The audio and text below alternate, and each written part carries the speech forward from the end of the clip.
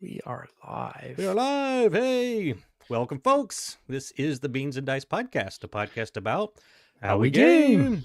I'm Rob. And I'm Wayne. Yep, and we are your hosts tonight. We took over the Yes. show. So Carlos is out having fun. He's at a hockey game tonight. His son is doing the flag ceremony for the pregame. So he went over and he's watching the Lightning NHL game tonight. But so we took over. The other couple guys are out at Dice Tower West. Yeah, I know. Woo, out in Las Seeing all the Vegas. games getting played, and I'm like jealous. Yeah, I am Need to too. be there. All those pictures, and I'm trying to get him to go play Ostia because I want the inside scoop from somebody who's played. But so we'll see. I know Mike wants to play, but Dan's not so much into it. So we'll see what ends up happening. Hey, James is in the chat. Yep, he was here early. I let him know it would be a little late. And then Robert Cole. Well, hello. Hey. I don't recognize that name. I don't either. Looks like somebody maybe a new one in there. Sweet. Yeah, it's gonna be a little bit of a different format tonight. Usually this is the first show of the month, so normally we're updating our top 20 lists. Yeah. I could do mine. You could do yours if you like. I didn't prepare mine. I saw you make a note that we might do that. But yeah, if you want to do yours, that's cool. If we need kill time, I could always do that, I guess. But okay. So normally, Robert, if you're new to listening or watching and first time posting there, but normally this is a weekly call-in show. Oh, cool. No, I found you guys from Board Game Blitz. Oh, cool. Very cool, Robert. Oh, sweet. Oh, yeah. So very nice. Don't judge us on this night. This is an off night. Yeah, it's an off night. Normally we're short-staffed. Usually we have 4 or 5 of us on here. But the normal format is first 30 minutes, we kind of talk about what we've been gaming. We may do a board game review, which we call the Beans. I'll throw up that banner just to let you know. So Beans to us is the basics of the game, the enjoyment of the game, the aesthetics, the negatives and summary. That's our review style here. It gives us the Beans. Yep. But then usually about 9:30, we open up the phone lines and allow anyone to call in. BJ from Board Game Gumbo, he's pretty good about describing it as sports radio. Like if you're into sports at all and you listen to sports radio and people call in and talk about their team. So you call in, we normally give you 10 minutes to talk about whatever you want to talk about in the board gaming world, what you're gaming, what's your thoughts, ask us questions, stuff like that. We get off on side tangents. Sometimes we talk about movies, we talk about books, we talk about just all kinds of stuff that we're into. The OGG, other geeky goodness. Right? Absolutely. So, but no calls tonight. So Carlos, his place studio, what's he called? Studio B. Studio B. Yeah. Is he's not home tonight, so he's not doesn't have the big switch with the phone lines. So Wayne and I are just going to fill some time. We may not go the full 2 hours. You know, if we get out of topics or whatever, we may just take a side tangent. But I think there's a chance we may do some BGA tonight. We've been real informal here, but there was some interest maybe in putting up a BGA game that we can get a few other people into. And maybe certainly if anyone wants to get some BGA games in, we can do that and share screen and then pick a game type thing. But do you want to start with maybe have been playing anything lately that you wanted to bring up? Not a whole lot. I'll take a quick look at my list. Actually, let me pull up my my BG stats real quick. But do you have anything you played recently? Yeah, I played some more FinSpan. So I'm waiting for you all to. Cool. Robert would be up for some BGA. Good. We'll get that going in a little bit. Sweet. Yeah. Playing FinSpan again, which was cool. Really loving it. Hoping that you and Carlos and Dan get your copies played soon so we could do a Beans of it. Yeah, I definitely want to get mine played. I know Carlos has done some solo on it. I don't know if he's played multiplayer yet. It is super easy to set up for solo. Like I think that, I've talked before, but the biggest challenge for me playing solo games is I'll set up a game solo and it takes so long to set up that by the time I get it set up, I'm like, let's go watch something. Go watch something with the family or the wife or whatever. Yeah, but it 5 minutes. Set up the solo version of FinSpan and you're rocking and rolling and it goes pretty quick. What did I play last? I played Flip 7 with the family. I did get Flip 7 played. Carlos gave me that copy, so I unshrinked it while I was on the show last week. Right, we forced you to. You must open it this time. I brought it home, and my wife was super. If those don't know, my wife is not a gamer. She's way too competitive, and she doesn't like anything where somebody might beat her at something. So we roped her into a game of Flip 7. We're like, oh, come on, it's easy. It's just like blackjack. It'll take us 2 minutes. We'll just play a quick game. So her and me and my 13-year-old played, and I think she didn't admit it afterwards, but I think she liked it. So she played one time, and she's like, all right, I'm done. Bit of gambling, but she was laughing with us, and we were having a good time. But so Flip 7's a great game right now. But, got another game of Let's Go to Japan. Okay. It's right now it's mostly family gaming. I haven't been able to get to too many game days lately, so it's the things that my family love playing. And I've talked on the show before about our 2-week trip to Japan earlier this year. So, earlier this year. Yeah. Early last year. We're in Last year, yeah. 2025 now. Oosh, Yeah, time 2024. flies. Yeah, it feels like this year. So But yeah. we enjoy the span games and we enjoy the Let's Go Japan. So those physical plays in the last week or so, Yeah. and then just a bunch of PGA stuff. So yeah. Yeah. The last thing I had on my list is I played the Trio, which is not. It's another just quick light card game. Darwin's Journey. Hey, Odak, I like me some Darwin's Journey. Been playing the heck out of that on BGA. That's a good one. I don't know if he's recommending that for tonight. That's a long game. I don't think we get. I don't think we can get done with that unless we start right now. We might get it done, but. Anyway, just joined a game of Darwin's Journey, but I played Trio, which is, I know that's lighting it up right now. I'm seeing that game everywhere. Quick, easy, another light kind of filler card game, but it is memory based. And I do not do memory games very well. I've never been a memory gamer. As I'm getting older, I find that harder and harder. But yeah, it's fun. I know last time I played, people made fun of me because I would ask the same person for the same card over and over, and it was like, hold on, you just asked me that in the last round. Why are you asking me for that card again? So that's part of the fun of the game, though. If you play it with a big group, people start forgetting who's got what and who's asked who for what, and so it's just kind of good fun when somebody makes a mistake and it's like, oh, everybody at the table knows, Jim has the one. But when it comes to your turn, you can't remember where it is or who has it, so it's funny. But. Yeah, this was one that we played at Dice Tower East last year a lot. Yeah. It was like late night, like anytime. I think Michelle Gallagher brought it, and every time a game would kind of end, and we were waiting for other games to start. Right, we were trying to figure that out. It was either this or Harvest. So it was. Right. Trio got played a lot, or the Harvest that I brought from back from Japan, got played a bunch. I didn't get introduced to Trio until I think it was last month. We played it at one of our Saturday game days over at Alex's house, and I forget who recommended it and brought it out. But yeah, it was a good time. We had 6 of us playing, I think, so it's fun with big groups. Yeah, I think the Jim just learned it last night. Trio, Jim? You're talking about Trio or Darwin's Journey? I have to clarify that. But that's a big difference. But big difference.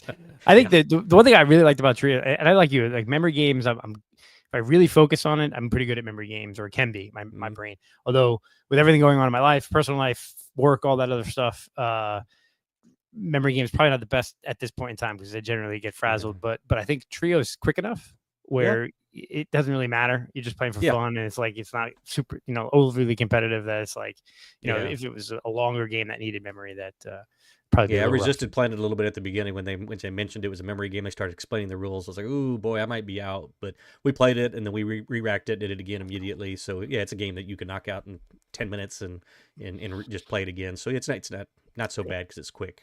So James is clarifying that he learned Darwin's Journey last night. That was one that I have not played it yet. It's on the list to play, especially now it's on BGA that we can get it. I can learn it and play it. It was at the end of Dice Tower East last year. We were going to do the big 5 or 6 person game of Thunder Alley, and just kind of fell apart. And then there was that Darwin's Journey game that I was like, well, I kind of want to play it, but.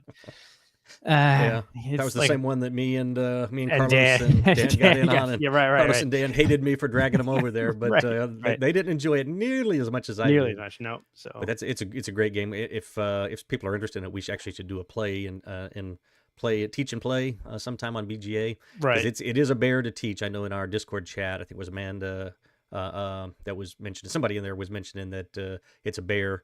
And it's a big teach. Once you learn it, and you kind of see how all the mechanisms work, then it's not so bad.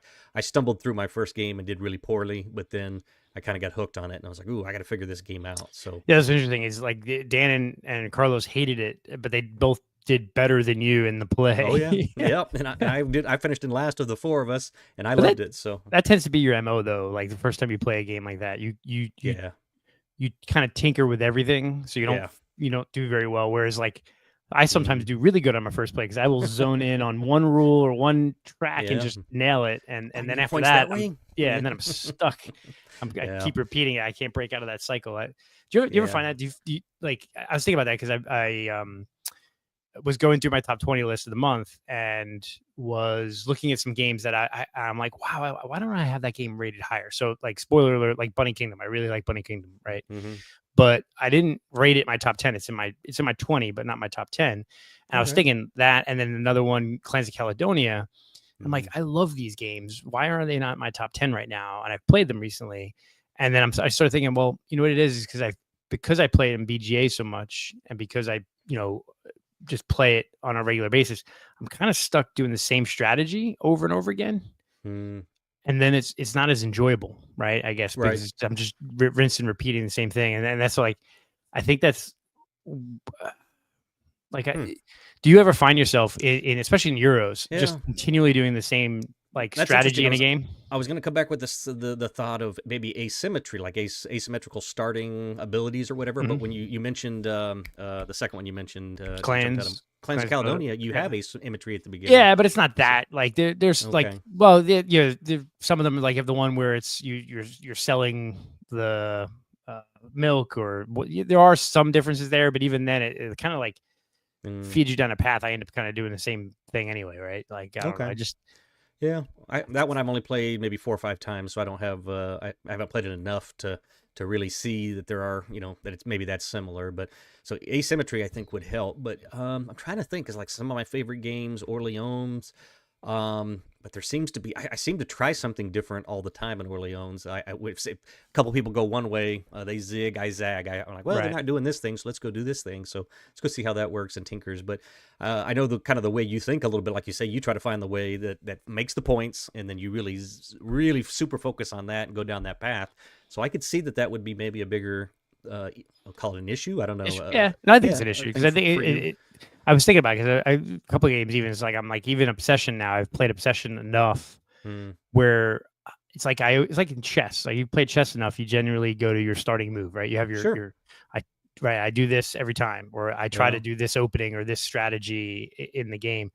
And I Mm, kind of feel like I'm getting myself stuck in ruts in some games where if I play them too much, I end up just doing the same thing over and over again, yeah. and then it's not as enjoyable, right? So I don't know. Anyway, it's just an Yeah. observation because I was looking at the top 20 list, going like, I love this game. Why is it not Mm, higher? And I think with Bunny Kingdom too, like I get I get stuck trying to do the same strategy, and then you may mm, not get the cards for it, right? So if yeah. you end up hurting yourself in the long run if you can't pivot. I need to figure out how to Yeah, I'd say that's pivot a really little what bit I more. do. Just Bunny Kingdom in particular. We've been playing that a lot on BGA, and I've had games where I've gone really heavy into the parchments, and then Mhm.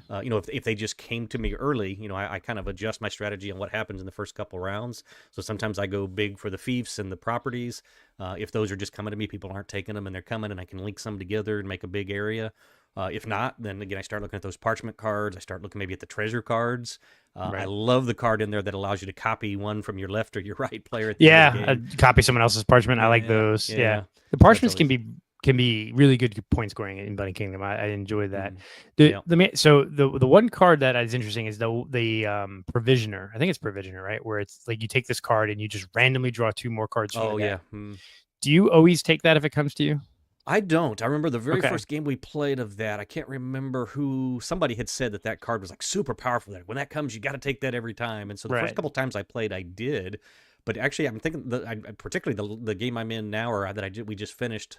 I did not. It came up a couple of different times. It came around to me, and I was like, no, it just doesn't. I've got another strategy that I'm going for right now. There are enough cards right now that I can grab that help me with what I'm trying to do. If there's not a particular card that jumps out and I've got kind of one to waste, I think that is fun to kind of grab that and just see what you get. But man, that can really bite you if you get a couple parchments that don't match with what you're doing, or you get right. a territory that's just way off out in Way out of nowhere. nowhere. Yeah, So because it yeah, was interesting. The last few times I've played, and I think I've played with you the last few games on BGA. probably. Like that card has come to me like in the second or third pick, and I'm like, wow, no, someone didn't take that in the first couple. Hmm. And then I'm thinking, well, yeah, maybe it's not as powerful because it's really taking one card and getting two new, right? Okay, Yeah, great. But yeah. if there are two other cards in that your hand at that time that are as Mm-hmm. good or that helps your current strategy, it's Yep. not as powerful as you think. Like, yeah, Yeah. it would be. Yeah. Anyway, I Yeah. just 100%. thought it was Yeah, I interesting because agree. I figured that. I think it's kind of fun. Like I say, it's kind of exciting to just get to it random and just say, hey, what comes up? What do I get? Maybe I get that perfect one that links my 2 territories or my 2 castles or whatever, and it's gonna help me with my score. But it's really a roll of the dice. I mean, again, you may get 2 cards that don't do anything. They're just kind of wasted cards. So if I've got that with a bunch of other options that are not particularly attractive, then I think I usually would always take that. But I don't put it over cards that I clearly help me do whatever I'm trying to do. So like there's a James here say some games have one way to win. Yeah, it's true. In some ways you have to do everything, and some you have to focus on 1 or 2 things. Some you have to adapt. Yeah, yeah. I think it's and I think even there are some games where there are multiple ways to win, but like even there's I generally like I like this strategy, so I'm just going to keep hammering at it, type of thing. And yeah. I think learning to pivot though, like after a turn, if it's not working, you got to move on. Yeah. And sometimes I get too laser focused on that, but that's something I fell into a little bit. Just kind of expanded on that. We mentioned Tapestry. That game, the first handful of times I played, I always did the same 2 tracks. It was like I always did the exploration track, and I always did the conquest or whatever the military battle, and exploration. Yeah, and I always did those 2. And then after I played it about 4 or 5 times, I was like, hey, let's just try these other tracks and see. I mean, there's some cool things over there. And so again, I really started doing well in that game and regularly breaking 200 and sometimes breaking 300 when I went with what the game gave me. So I would look, I'd see what everybody else was doing. I would try to take the road less traveled as long as it fit with my starting civilization, and as long as it, again, kind of just feeling out what's going on in the game, what people aren't focusing on, and taking that other path. Especially in that one, because you got those landmarks at the different points along the tracks. Yeah. And so if 2 people are really going, if you're a 3-player game, 2 people are going on the exploration and the military track, taking those other 2 and just picking up a few quick, easy, even if they don't really help you on the tracks for what you're doing, but just picking up a couple of those landmarks, placing them on your board, and scoring points that way is really attractive. So yeah, it's interesting. I think I'm the opposite. The first 2 times I played Tapestry, I did the other thing. I did the science and tech. Right? Is it technology? Science? Yep. Technology. I did those a lot and wasn't scoring very well. So lately I've been doing the military and exploration a bit, because it seems like you have those 3 end game bonuses where, like, if you take the middle square, which you need to do exploration and conquest for that, or maybe but and then toppling other guys. So you have 2 of the 3 things lead to that track. So yeah, it's interesting. I've never broke 250 in it, but I pretty consistently get 200 to 225. I never quite figure out. I've just had a few times I've gone over 300. I think I don't know. That's like Bowser and Nick that do that all the time. Yeah, 400, 450. It's just crazy. Yeah, they've killed me enough times in that game. I've beat them a few times, but 8 out of 10 they're stomping me. So actually, I think the last game I played of it was with you and maybe Jim, and I think I won that one, right? Didn't I win my? Oh yeah. I remember. Yep. And then, did we restart or we in another one? I can't remember. Seems like I don't know. So I'm in so many games. Yeah, you won that last one. I remember, that's for sure. Yeah. Yeah, which is it's a good game. I still don't quite. I don't know. It's like you see a game, you just don't quite get all the combos that happen. You just got to play it enough, I guess. But I'm getting better at it, at least. That's good. I'm not. I haven't had a bad game where I've scored like 100 points or 150 points. I've been pretty consistently that, like, right around 200 to 225 every time, which is okay for me. I'm fine with that. Yeah. So I mentioned, like, Orleans it's one of my Hall of Fame games, one of my all-time favorites. I almost never win that game, and people always think I'm just throwing it out there to say that, because you're like, oh, it's your favorite game, you got to be good at it. I'm not. I'm really not. I really I almost enjoy the never game. win. Yeah. I just like it. I like seeing other people enjoy it. I like seeing their interactions. So yeah, just only played it once. Really? So I played it once physically at Dice Tower East last year, maybe the year before, and then played it once on BGA. But I was totally lost on BGA. Like, I had played it once physically, and was like, okay, I got it. I did okay. I again narrowed on one track and kind of did my points that way. But then on BGA, I was like, I was so lost, and like halfway through the game, it was just like, boop, boop, boop, let me click through it. Yeah, So, Jim is really liking it too. He's just discovered it recently, and he actually asked me next weekend. I think it is. We're going to be at Escape Winter, and he asked me to bring my copy. I've got a semi blinged out version. It doesn't have all the cool stuff, but it's got some of the some of upgrades. the fancy bits. Yeah, so I'm going to bring that to Escape Winter. That'll be a game that gets the Castles of Burgundy Deluxe, Rococo Deluxe. At some That would be point, I'm nice. sure. I would love, yeah, if they did a real nice version with because Yeah. if those who don't know, it's a bag puller. So you're putting a bunch of chits in a bag and you're pulling them out and then using them to take actions. But those chits, they could those things you pull could really be deluxified. They do have some aftermarket Like stuff that geek people up have made. bits and stuff. Yeah. Exactly. So yeah, they could definitely do a nice version of it. Robert chiming in. He loves Castleberg is my favorite game, but I've never won it. That's my number one game. Number one. Yeah, that's Wayne's all-time favorite. That's my all-time it's a favorite of all of us here. We all have it up on our high on our list. But yeah, great game. Yeah, I've actually I think the last 4 or 5 on BGA. I don't think I've won actually in Castle. And I'm like, man, I scored like 220 or 230, and I'm like someone who scored like 235. I'm like, really, 5 points? But no, I enjoy it. It's good. It's Burgundy is definitely my all-time favorite game. Because I think it doesn't. You can be competitive in that game and not and still have fun, and you can. I think it's similar to even Tapestry. Like you can just shoot to beat your own personal best score. Like I know I'm like if I play against Nick and Bowser, even you and Tapestry and James, sometimes I'm not going to win, right? I'm probably not going to win. But can I beat my normal best score? Can I get the 230?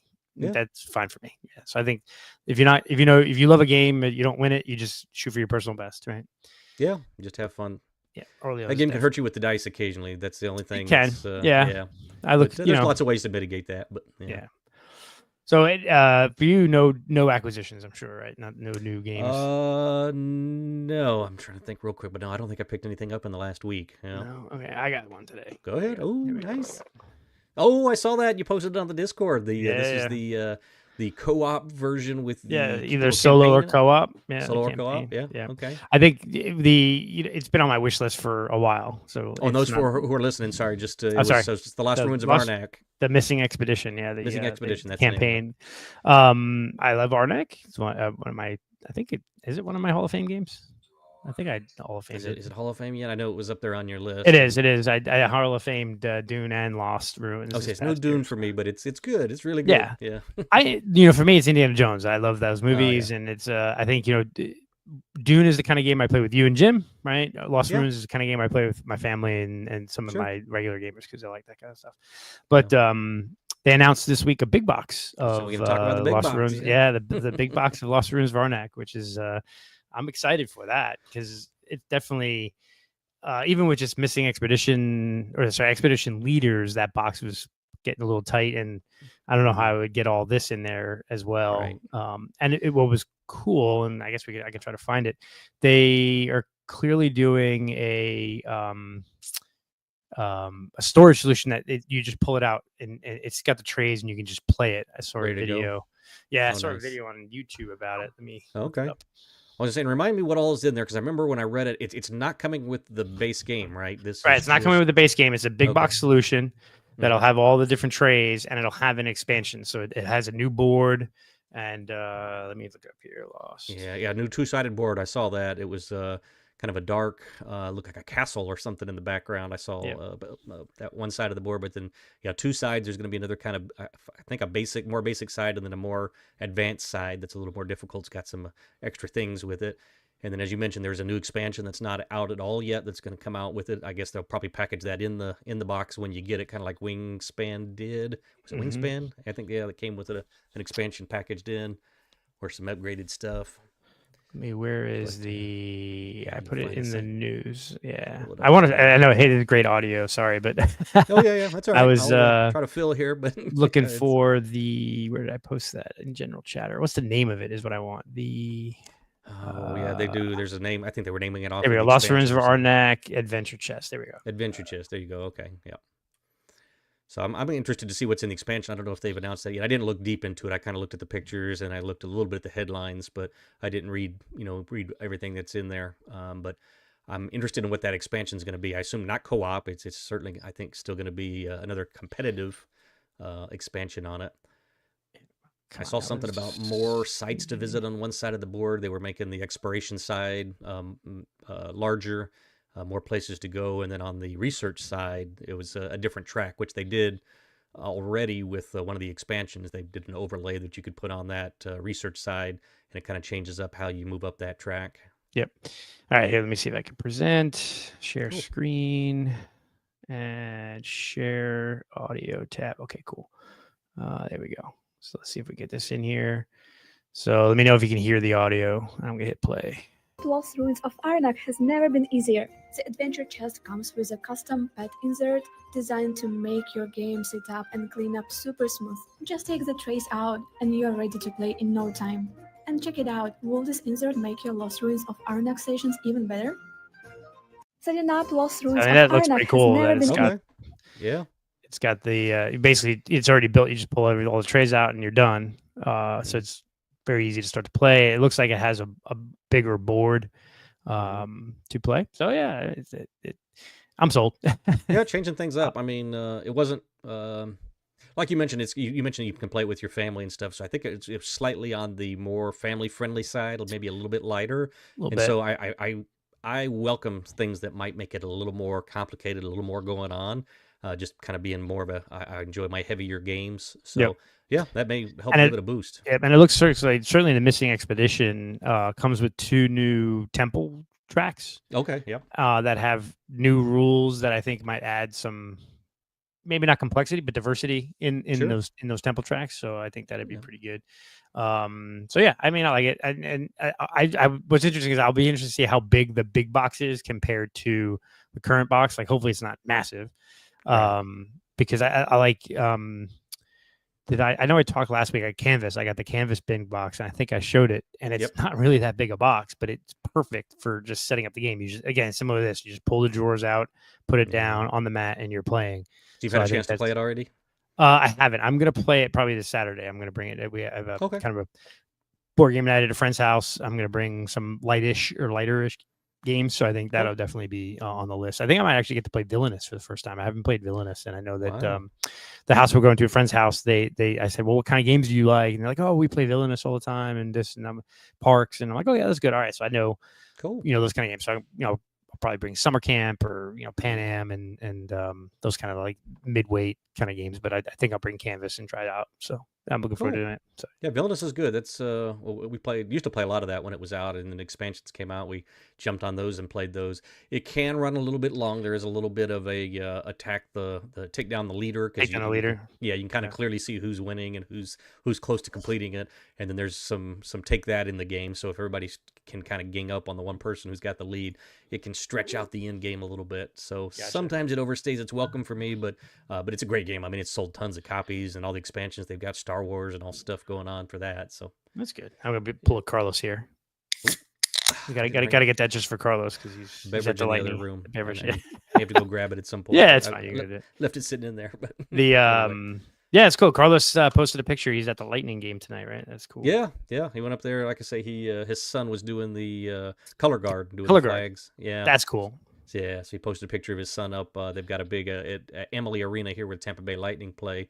One end of the arena, it used to all be seats all the way around, like most arenas, but about probably 6 or 7 years ago, they cleared out, I think it was 200 seats on one end of the arena and put in this huge pipe organ with pipes that go all the way up to the ceiling. It's And the so they've got largest pipe what's it? organ in professional hockey.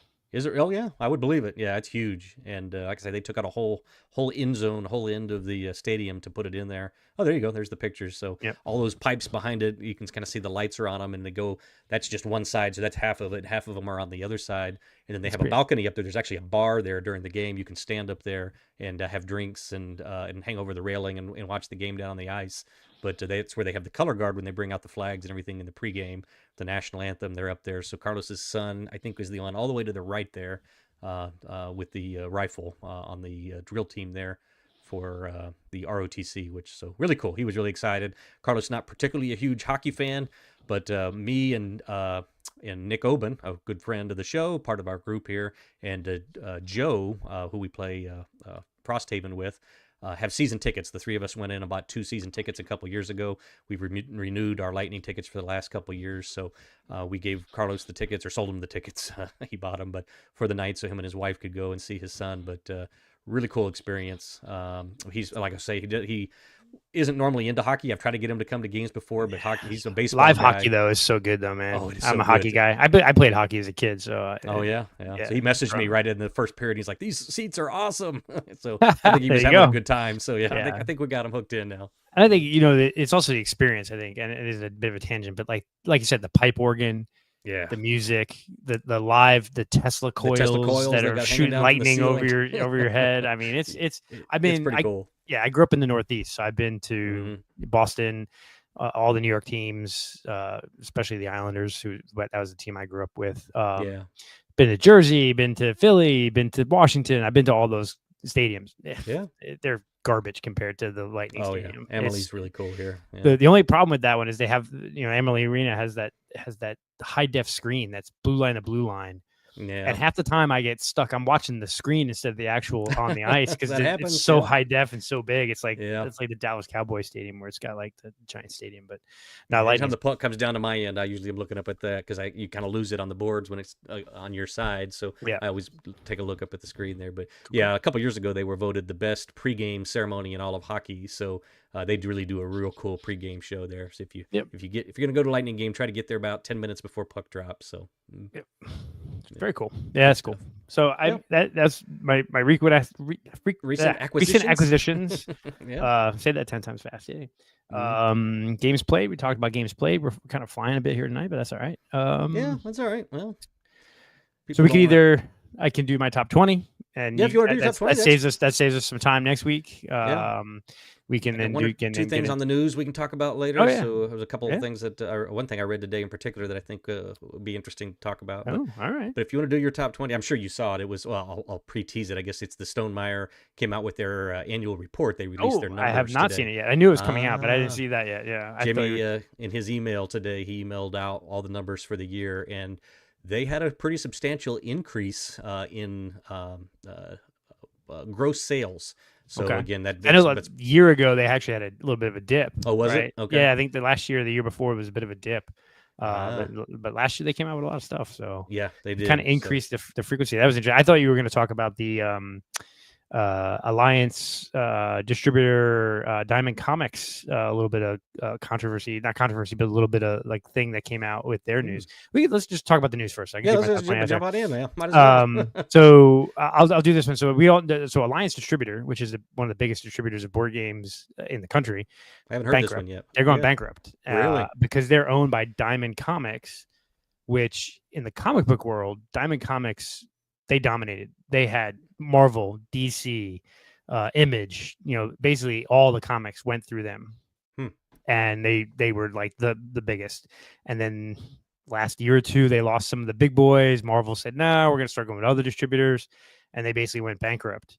And they're going to go up for auction and for sale. And like a lot of companies had given Alliance product, like, here, distribute this for us. And now they're trying to get it back. And there's a whole bunch of companies that they owe a bunch of money to, a bunch of material, and then their creditors start lining up. And the little interesting thing that, like, in their public filings for bankruptcy, and then another company, I think a Canadian company, is going to buy them. A Canadian distributing company put in a pre-bid saying, okay, when you go up for sale, we'll bid this for you. Here's the starting bid. But anyway, so in all the documents that came out, there was some weird thing where Renegade Games was the guarantor on a $40 million loan from JP Morgan. Ooh. Yeah. That's a lot of money. That's a lot of money, right? They were the guarantor of a $40 million loan to this Alliance Comic, Diamond Comic Alliance Distributors conglomerate. And I guess, like, what people found out was that the guy who kind of owns Alliance, or the Diamond Comics, one of the main, like, investors in that, is also a big investor in Renegade Games. And so it was kind of like, well, he's moving money around and doing Peter to pay Paul and all this other stuff. And so people started to freak out, thinking, well, Renegade Games is done. they owe 40 million. They're the guarantor on this $40 million loan. Yeah. It's not going to work out that way, because when all the assets of Diamond and is sold off, it's going to pay back that loan. And so basically the president or the main person from Renegade confirmed to Board Games Insider with Trebek and Bonacoris that no, we're gonna be fine. When it gets sold, that's one of the first loans that gets paid back. It's not really going to come out of Renegade Games, but people kind of freaked out initially when they started looking at it. And goes, why did Renegade Games guarantee this $40 million like loan that this company took? And it turns out there's really just one guy that owned a huge chunk of all of these companies and kind of used it to, kind of run money through, kind of like what Asmodee did, where they dumped all the debt. We talked about that in the past. They dumped all the debt on with all the Kickstarters they do, kind of moving stuff around from one Kickstarter to another and borrowing from over here to pay for that one to get that project complete. So it seems like we've heard this story kind of before, just in a little bit different way. So people moving money around. Yeah. And that's, unfortunately that happens in business. People, when you have one successful business, you use that success to leverage, buy money to, help out another business if you have it. So, So anyway, do you have the, I can find I was just pulling it up here while you were talking the Stonemaier. Cool. So without getting into all the details, and again, I don't have it up on the screen here, but so just one of the things that caught my eye, so one of his topics here in the email, 2024 revenue and personnel. So he goes through and lists all the people who are working for him, full-time employees of Stonemaier Games, part-time, all the different distributors and stuff they're working with. But he says, we use the accrual method for accounting. I won't get into that detail. It says our total revenue for 2024 was $23.7 million. And then he says those sources were distribution, 48%, web store, 22%, localization, 23%, direct hobby retailers, 7%, Amazon, 6%, and digital royalties, 3%. For comparison, revenue was $16.7 million for 2023. And that was, the actual profit, of course, is a lower number once they pay off all that stuff. But that's just the thing that jumps out at me. And again, I'm sure there's a lot more that goes into this for the accounting people out there. But so that's a $16.7 million in 2023, $23.7 million in 2024. So I want to say if we go back the year before, they were like 19 to 20 or something. I would have to, you could look it up because he has them all there. But there was a good dip last year. And then this year, obviously much. What's interesting is I like the digital game royalties is interesting. So, he doesn't get anything off of the BGA implementations, but the Wingspan on the Switch and the Wingspan, and all the Wingspan digital versions. And I own Scythe on Steam. 3% is pretty lower than pretty small, right? It's not like that. I thought it. Yeah, I mean, localization is them selling the rights to, so like Ignacy Trebuchet from Portal G Games, he publishes all the Stonemaier games in Portal. I don't know if he actually does. I'm just using because it's the first one came to mind because he talks about it. Yeah, very cool.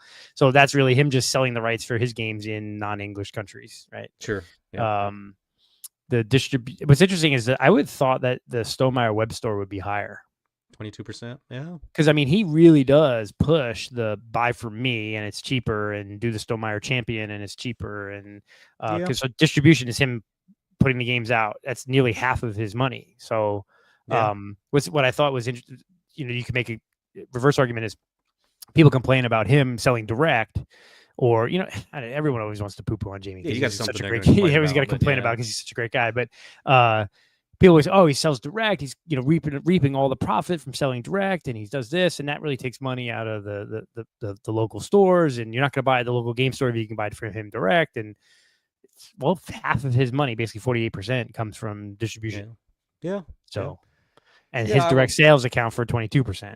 So it's not too far. I would have, if I just on a complete guess, I would have guessed about 25% for the web store. So it's not too far from what I would have guessed. Yeah, I would have probably gone a little higher. I would have probably said like 30%, but 30. But maybe that's just because I've switched to buying from him direct. Right. So everything I bought in the last year, that's because I'm a champion, and then obviously bought for other people. For Amazon is interesting, only 6%. Yeah. Direct to hobby, probably Amazon, maybe again because Amazon's probably more of those online people, and like you say, he's really pushed people to his online web store. So maybe that may be different than a lot of other. I want to say that the big things I've seen on Amazon from him is him kind of dumping stock. Like he sold Red Rising was on Amazon for like $8, right? So he was dumping stock to them. And what's interesting is I know he pays Amazon for that like guarantee now. So I wonder if that even, because I don't know if you can, as a retailer now, which is just another scam that Amazon uses to make more money, is like you can pay them extra for them to guarantee that the product is legitimate and not fake. Oh, really? Yeah. 'Cause remember that I Yeah. think I explained how, like, well, I'm a retailer and I have a bunch of product. I sell it to Amazon, or I give it to Amazon, and then you're a fake producer and you have all my same. You've recreated my product. And you sell it to Amazon, and Amazon just puts it all in one spot and mixes it up, so you don't know if it's a fake game or not game. So like they have this thing now where when you send product to them, you can pay them extra to segregate it. Right. Okay. And say that this is my product, keep it separate from everyone else. Interesting. Or something like that. Something similar to that. I might be getting a little off of there, but Kind of an overview, but yeah. yeah. So what's interesting is you also direct to hobby retailers. So that means like he's selling, X board game stores says I'm going to buy direct from you and I'm going to buy in bulk. So that's interesting, bypassing the whole distribution thing. So 2 paragraphs down there, he talks about they have no debt currently. They didn't take any new loans in 2024. So, I mean, that's always good news to hear. If a company's self-sufficient, he talks about there that they run lean at sometimes during the year. So he said he doesn't want people to think that they're just rolling in money. He said that there were definitely points throughout the year where they had to, when payments were due to Panda, who does their printing and makes the games for them. When it came time to pay them, they were lean for a while, and they were, they weren't really showing a profit, but obviously by year's end, they were doing pretty well. So just kind of interesting. And then there's the breakdown there, the full-time employees, part-time employees, number of contractors they work with for printing and things like that. It's all in there. This last year they had, it says 3 new games, 2 new expansions, 2 new accessories, 0 crowdfunding campaigns. So everything done through them and their website. And they have 27 shareholders. He goes on to kind of explain what a shareholder in the company is. But the transparency here is always, everybody always talks about that with Stonemaier. It's pretty incredible how they put all of this out there. They're not required to do that. Most companies absolutely do not do that. They protect these numbers with tooth and nail. But Jimmy puts it all out there. He wants people to see. We don't know everything, but So 3 new games. What would that be? That would be he explains them below. So yeah, if you scroll down a little bit, it does talk about them. But Wormspan, I think. Finspan was not one of them. He mentioned that Finspan was 2025. So there they are. Stamp Swap. Wormspan. Oh, Stamp Swap and products for 2025. Wormspan as a new one. Expedition. That's an example. I guess he counted Rolling Realms Redux as a new game. Well, Expedition, that's the Expedition. That's an expansion. That's an expansion, right? That's so an the Stamp expansion. Swap is the new one. And Apiary is an expansion. Right.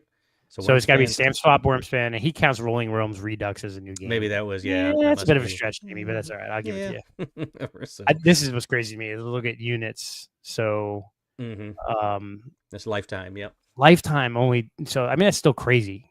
266,000 copies of Viticulture. Mm-hmm. But when you look at some of the other ones, it's I was looking at that was one of the first things I noticed too. Scythe, 559,000 units, so over 500,000 units. That's pretty big. Yep. And then obviously here we go. Wingspan 2,409,000. The dwarfs the rest of them there. Tapestry 87,000. Yep. Red Rising, I thought that was interesting because Red Rising, again, some people really like it. The general opinion was that it wasn't a great game. But that's I guess a lot of copies. Yeah, for the price and the name on 154,800, it's almost 155,000 lifetime Red Rising sold. And that speaks to like, I mean, honestly, I picked up Red Rising this Christmas for $8 on Amazon. So that game was overproduced, and he's clearly like. What's interesting is I listen to his weekly thing, and he's every week someone asks, "Is there going to be a Red Rising expansion?" He's like, "Well, probably not. Probably not. Probably not. Didn't quite do well enough, I don't think. Yeah. But 154,000 units, but yeah, but obviously, clearly, it's kind of still selling off excess copies. Like you say, there's you can find them dirt cheap now some places. Now. So I defend it. I like the game. I think it's. I think where people get wrong with this game is you cannot play this game 4, 5, 6 people. Yeah, I played with 4 too many times. It's a solo game. The solo game plays really well. 2 or maybe 3. But yeah, it definitely is because there's what's the game that it's similar to? Oh, the card game. The fantasy adventure card game. Oh yeah, I know the one you're talking about. I'll remember it here in a second. But there you go. So Jeff here posted, I got Red Rising off the clearance table at Barnes & Noble for $3. Yeah, there you go. And like for like I made the comment, and you guys poo-pooed me when I had it early in the year. I had my top 20 list because I got it for $8. I Yeah. played it solo. Played it solo like 6 times in a 2-week span. Enjoyed it. And when we talk about like our games of the Return year, investment. return on investment, that was plenty of playtime. And so for Robert and Jeff, the new people out here, so we do something a little different here. We don't talk about our top 10 games of all time often. We don't do our top 100 games of all time or list. What we do is our top 20 games of the year. And it's basically just the loosey-goosey rules are you have to play the game in the calendar year. And once you play it, you can rank it in your top 20. And in order to move it, you either have to play it again if you want to move it up or move it down. Or if you play enough other games that you rank above it, it'll just naturally fall down. And so it's kind of like Carlos always explains, it's kind of like Top Gear where they have their favorite car that they've raced and they put it on this board. And so it's really just games you've played in the year. So it could be old games, new games, whatever. And we just rank them. And mostly it's based on your enjoyment. Like just how much did you enjoy that play of it? So like last year, again, early in the year, I had Captain Sonar on my list in the top 5, and everyone's like, "You kidding me? That's not a top 5 game." I'm like, "Yeah, but it was a great play at a game day with the Beans and Dice crew, and everyone was cackling and laughing. I enjoyed that gameplay, so it was up there." And same thing with Red Rising. So early in the year, a game like that you got on my list. It's not going to stay on there very long, because it's not a game that I got to play a lot. But it's based on your enjoyment. So so that's how we do our top 20 lists.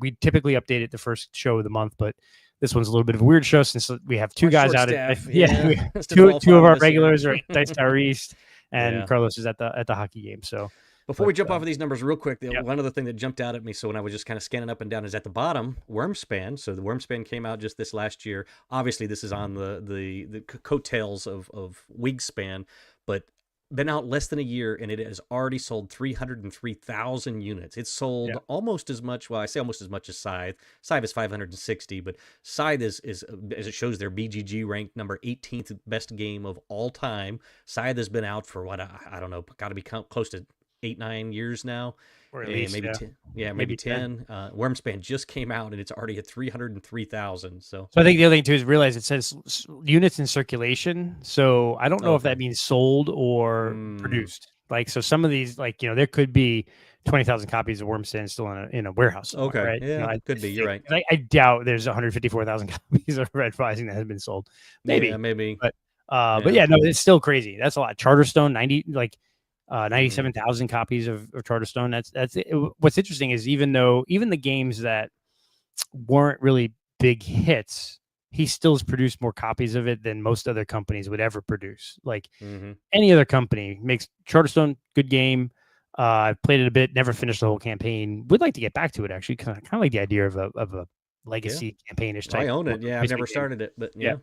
But it's clearly still in print. Like he may only be printing 5,000 copies at a time, but it's still generating enough sales to keep popular. I would think that probably Pendulum is one, Red Rising and Libertalia are probably not getting reproduced as frequently as the others. But I wouldn't think.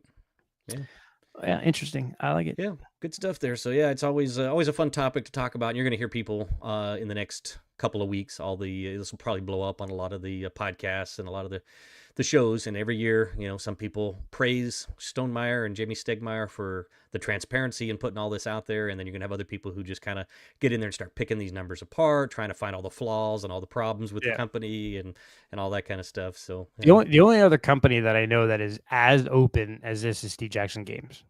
Okay. And so like if you like those that are newer to the gaming world, Steve Jackson Games has put out his yearly financial data, like just carte blanche, here it is, forever. I mean, we're talking 20 years ago, 20 years ago, he was doing that. So Jamie's not the first one to do it, but he's clearly the first or the biggest name currently in the industry that kind of shows the data.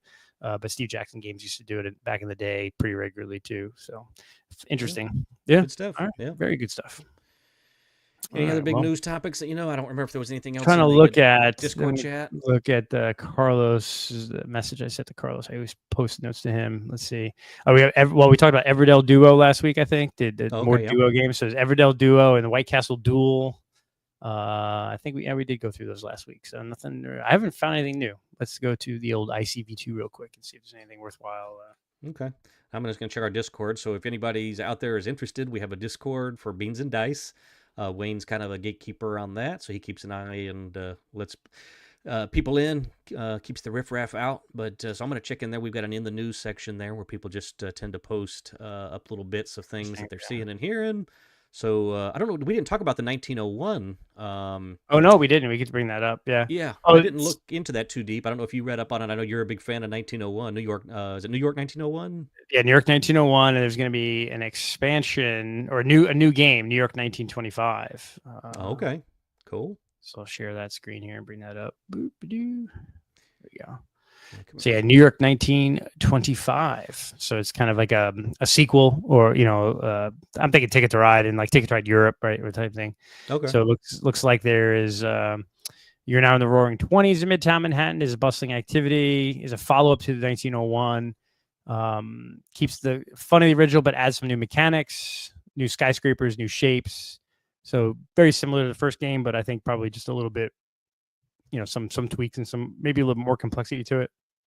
And I think, I think New York 1901 is an underrated game. I think and we've talked about it on the show before. Foundations of Rome is a very good game. Is a very, very, very expensive version of 1901. Yeah, in my full opinion. decked out, yeah. Mm-hmm. And what's interesting is Foundations of Metropolis is kind of like let's take Foundations of Rome, and instead of having to spend $300 on it, let's create a smaller game that, to me, New York 1901 gives me that same feel. And it has been out a long time. So I had Blue and Orange games back in the day, so I enjoy it. Yeah, I agree. I've only played it, I think, twice, but it's enjoyable. Yeah, it reminds me a lot of Foundations of Rome. I mean, or Foundations of Metropolis, which similar-ish games, enough similar. Yeah, kind of similar. But yeah, lots of fun. Yeah, I enjoy both of them. But yeah, definitely not shelling out the money for that deluxe copy of Foundations. That's I played that at Dice Tower right after it came out. It was the hot thing, and it was out there. I was like, "Ooh, look at this! Looks really cool." And I played it the first time, and it was a little basic for me. I'll admit that. The first play, I was like, "Oh, this is all there is to this. This game's been all this hype, and they've spent all this money making it look pretty." But I mean, it is a cool looking game on the table. It is fun. But for a couple $100 bucks, and I think that's the point. Like people talk about like the price of games versus the gameplay. And it's like, well, if I'm going to spend that kind of money, it better be this epic, complex game. But when you think about it, look at Thunder Road and how expensive Thunder Road could get if you try to get everything for it. Foundations of Rome could be really expensive. These aren't very like deep games. There's some strategy to them, but not tremendous. But yeah. One of the bit of news I've watched, it was interesting. I got back to, doing my 10,000 steps a day. So I've been catching up all my podcasts for board gaming. But Gamma this year was actually very successful. So the Gamma convention, I guess last year, so 2 years ago, and for the last years before that, I was out in Reno, which if you've ever tried to go to a conference in Reno, it's hard. Flying in and out of Reno is not easy. So it wasn't very successful. But last year, I guess they moved to Louisville, Kentucky, and they had, I don't know how many guests, let's say 2,000 or whatever it is. But then this year, it like more than doubled. So Gamma Expo apparently was really successful this year. A lot of games getting showed off, a lot of prototypes.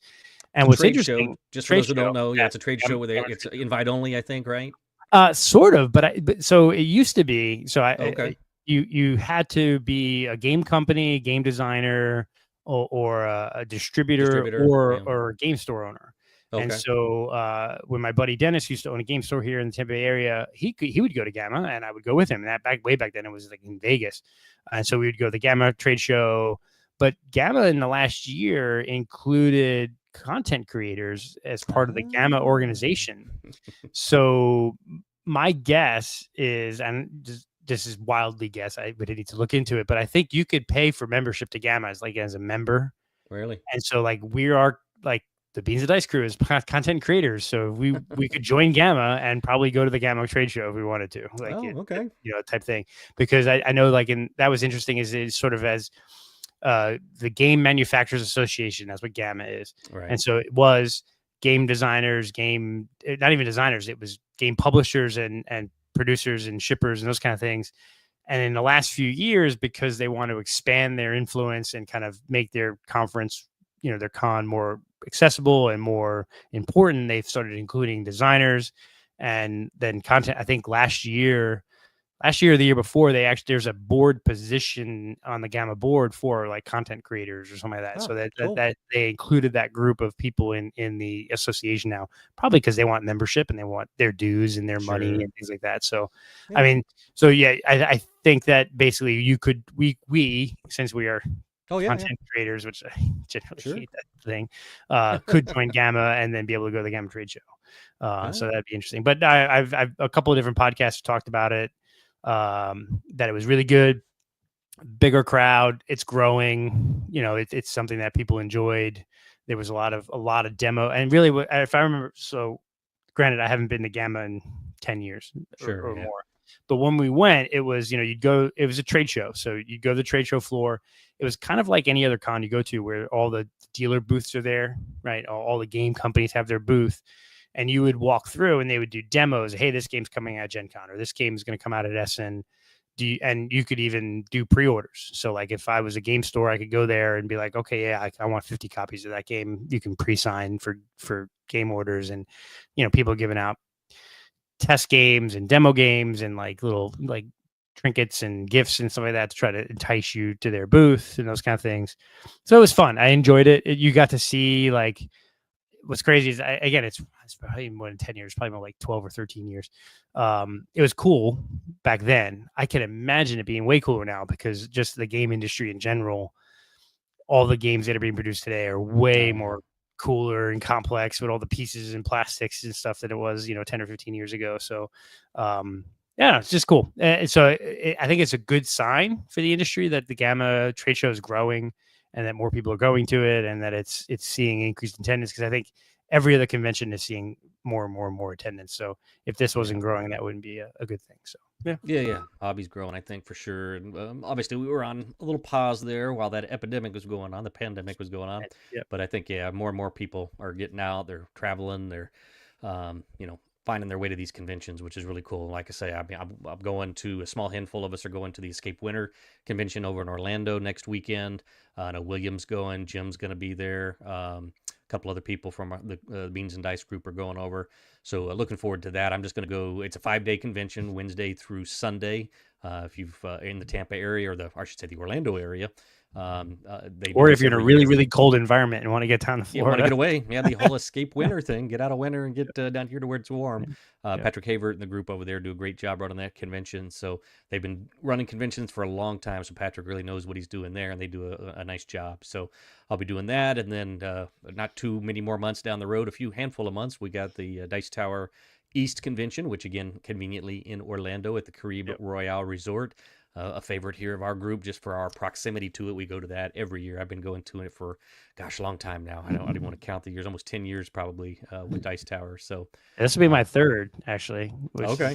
Yeah, third year. Not bad. Yeah, I'm excited. Yeah, I'm excited. I was like, yeah, it's good. I bought my Love ticket it. the other day. Woo! Oh, look at you. Cut You off, ticket but I early. finally bought a ticket. Yeah, I always wait. So always wait. It's great. I'm like, it's available. I'm buying it, because you can always resell it. I'm sure it gets up there pretty easy. So yeah, I always keep an eye on the numbers. I watch them as they give you the count. Every time you go in, you can look and see how many badges they have left. So I go in and check that out and see. But yeah, that's I always wait until after the new year usually, and all the Christmas stuff is done, and then I would start budgeting a little bit money for that trip. So I'm gonna have to look at next year, deciding whether I want to do Escape WinterCon here locally or fly out to Vegas and try to get in Dice Tower West. No, I'm going to do that. I keep saying I'm going to go out there. That's one of the mini conventions I want to do, but I thought about it this year. I know Dan and Mike had said that they had a spot for me in a room.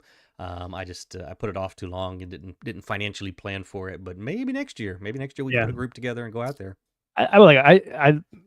It's longer than I love, but my wife and I used to go to Vegas regularly. Just because actually my mother-in-law had a timeshare out there, so we'd go out to Vegas and spend a week out there on a regular basis, and not even so much the gambling, which I don't mind gambling. I love playing some Pai Gow poker or various blackjacks and stuff like that, but just the shows and the the buffets and the fine dining and stuff that you can do there is just fun. There's a lot. You can go to Vegas and not gamble and have a great time, because there's a lot of cool stuff to do out there. But doing a board game convention while out in Vegas, so I can kind of mix and match those kind of things, that would be pretty cool. Yep. So I think Dice Tower East, you're at a resort.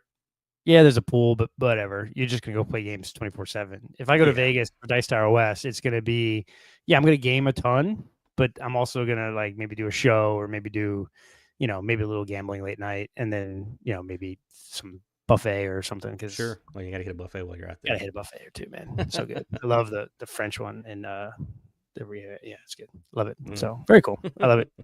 What are we up to now? Let's see. Did you want to do- throw your top 20 in there? or- Yeah, I might as well crank out my top 20, right? And get it out of the I'm way. interested to see.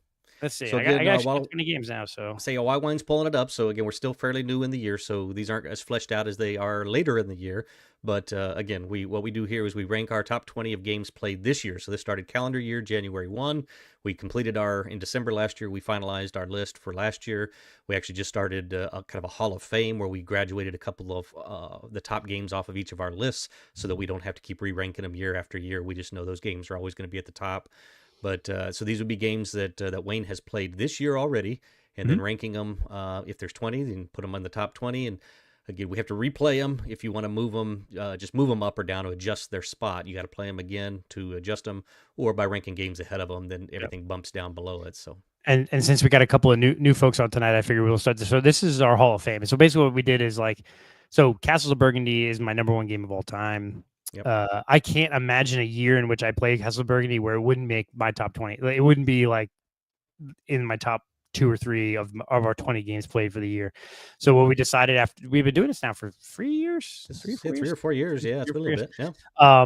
So we're like, all right, well, I'm just going to retire this game. I'm going to put it in the Hall of Fame so that even though if I play it, I don't have to rank it in my top 20 because it's always going to be in my top 5. It's just, or top 3 even. So, so the games that I have retired from my top 20 list of games played for the year, because no matter what happens, if I play this game, it's going to end up in my top 5.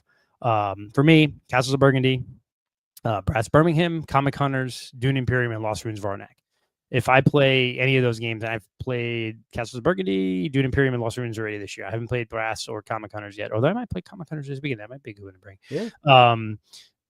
I've played 3 of those 5 this year, and they would be my top 3 games played. Yeah. So I've retired those. I'm not going to move those on. And then Rob, go ahead. Yep, mine Brass Birmingham, Orleans, Terraforming Mars, Dune Imperium, Endeavor, Age of Sail, and Tyrants of the Underdark. So again, just like Wayne said, those are, anytime I play on those, are pretty much just going to go to the top of my list. And so having them on there, kind of clogging up the list every year. If I play all those games, which I do probably all of them at least once a year, they're just going to sit there in the top 5, top 10. So might as well graduate them off, get some more games on the list. We probably go over the other guys too. So Mike, I'll jump in. Mike didn't start doing this until just recently, so he just has Tyrants of the Underdark on there, and Dan as well. Dan just started the list this last year, so he just retired 2 Tyrants of the Underdark and Thunder Alley. And then if you want to hit Carlos's there, Carlos's top. Yeah, so it was interesting. All 3 of us have retired Brass Birmingham, and which is exactly what I love is when I joined the show, you guys, I have like, oh, you guys haven't played Brass. You got to play Brass,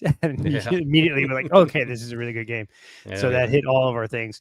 Carlos is a war gamer. He loves his war games. So Memoir 44 for him is one that bridges the gap of it's a war game, yes, but it's also a game that's accessible by gamers. And so if he plays it, it's going to go to his top. And he will always push Clash of Cultures at any con. He wants everyone to play that game.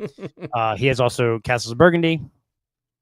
You and him love Terraforming Mars. Oh, I think I would despise playing Terraforming Mars with you guys. Give me the 4 hours of Terraforming Mars. Yeah. I'll take it. I'm you guys could just play a 2-player game and play all day and Probably. just building your tags and building your engine and just building it up. But yeah. And what's wrong with that? I would probably enjoy that. I'm only being facetious about hating the game, but I also like pushing the game and seeing how fast we can get through it. And then Carlos has retired Concordia before I did, and I introduced you guys to Concordia. Yeah, I just actually it would be in my Hall of Fame. I did not play Concordia last year. I played it once, only once last year. I didn't play it at all last year, and this is that game. If I play it, it's going to be in my top 3 or 3 games played because I love that game. And so I introduced you guys to Concordia and Brass, and it's basically retired for most of you. So yeah, very cool. Yeah. Good stuff. All right, so top 20 for me for the year so far. Which drum roll. My number 20 right now is Flashpoint Fire Rescue. All right. I played it once in January, once in February. The February game was I tried to do a more complex one. because I'm trying to get ready. I got my shipping notification for the Legacy game. It didn't go well with the wife and kid because it was probably a little too complex for him. He's Too only much 10. going on. A little too much going on. So it got bumped down by a lot of other games because it wasn't the most enjoyable play of it. But it probably won't stay in my top 20 because I'm more of a Eurogamer kind of thing. So, but we'll see that the Legacy version, and I'm going to continue to, like, when I play the Legacy version at some point this year, I'm going to include Flashpoint Fire Rescue and Legacy is kind of like one thing. Same game, it's just a Legacy version. So You'll if I it's cheated good, a little. you may bump it up. Yeah, I might bump it up. Yeah, I'll probably get bumped up, I'm sure. So I enjoy the game. My dad was a fireman, so Irish Catholic kid from New York. Surprise! I have firemen and cops in the family. Flashpoint Fire Rescue is a you good game don't for have me. to justify that. It's a great game. It's a really fun game. Yep. My number 19, White Castle. I've played it a bunch on BGA in the last couple months, and I still just feel like it's too short. Yeah, me too. One more round. Yeah, I really enjoy it, and it's like there's sometimes, again, there's some combos there that I'm like, I still don't understand. In a lot, the heron that moves across the top, the passage of time. I don't know how anyone gets that thing like all the way to the end of that track. Like, if I get it halfway up the track, I'm doing something. So yeah, if I even get it past the first four spots, I don't know. Maybe maybe it's I'm focused on one thing too much again. This game is so short. I think I might be. Earlier we talked about focusing on one type of play, one strategy, and I think I might be doing that too much in this game. But I enjoy it. I really do enjoy it. It's a fun game. Yeah, it's fast. It plays really quick. You'll have it's 3 rounds, 3 turns per round, so 9 turns, quick. I know Carlos is the big one pushing this one. He bought this, and he played the heck out of it. So it's not going to hit my top 10 though because it's just too quick. I agree. Yeah, I wouldn't mind trying the expansion, but again, I'm not going to go out and buy the expansion. So maybe Carlos has it. I think he's already bought the expansion. We should he try said it makes it longer. He said it adds another round. It adds another round. Yeah, so that might make it a different story for us there. Yeah. My number 18, Chocolate Factory. Oh, okay.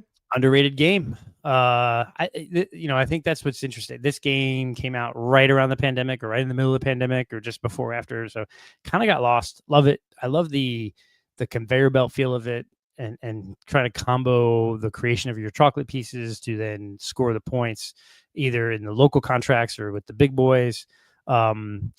Great production value. I love the little dual layer board where you kind of push the track through.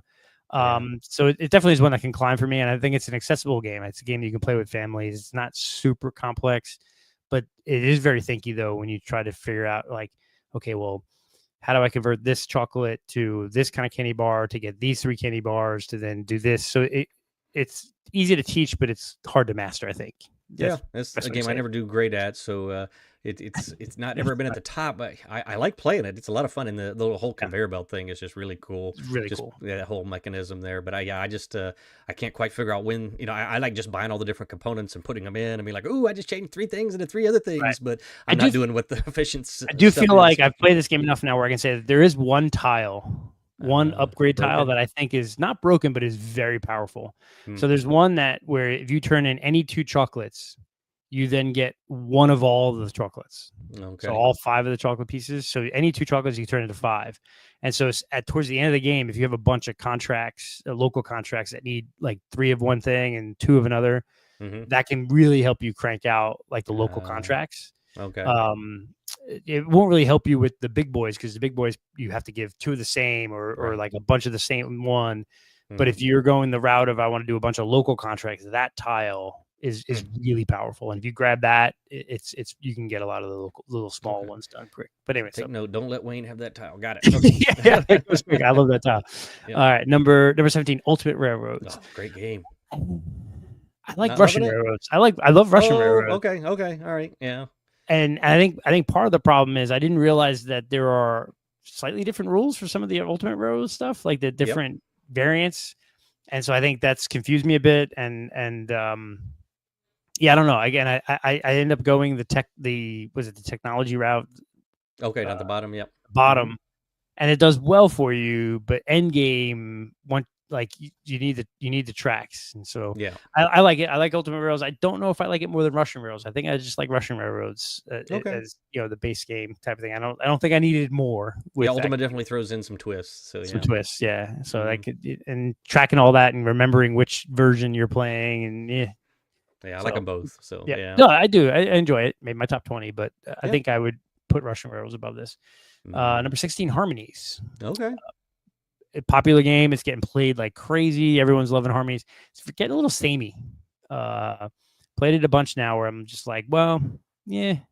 There's some. It's almost Cascadia too. Is like if you Yeah. play Cascadia enough, Mhm. Harmonies enough. It's probably where you need expansions to freshen it up. So I think Sure. Harmonies isn't higher on my list because I've played it so much in like the last 6 months, a year, where it's like it's getting a little samey. There's not too much variety there. It's it's even like Splendor too. Like Splendor, Yeah. those kind of games.